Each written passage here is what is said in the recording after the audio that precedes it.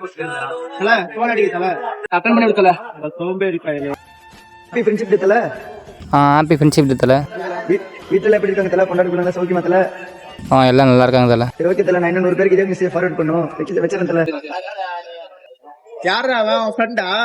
யாருக்கா தெரியும், நானும் பாக்குறேன், வருஷம் கால் பண்ணி விஷ் பண்றான். நானும் இவன் காலேஜ் ஃப்ரெண்டா இல்ல ஸ்கூல் ஃப்ரெண்டா இல்ல கம்பெனி ஃப்ரெண்டான்னு ஒன்னும் தெரிய மாட்டேங்குது. சபாஸ் மாமா. மச்சான் ஹாப்பி ஃப்ரெண்ட்ஷிப் டே மச்சான். ஆமா, இப்ப எந்த பெட்ரோல் பங்க் நிக்கிற? எப்படி மச்சான் கண்டுபிடிச்ச? எலியே அம்மனத்தோட போது தெரியாதா? நம்ம ஊர் பெட்ரோல் பங்க் தான் மச்சான். ஒரு 50 ரூபா மட்டும் போட்டு விடுறா.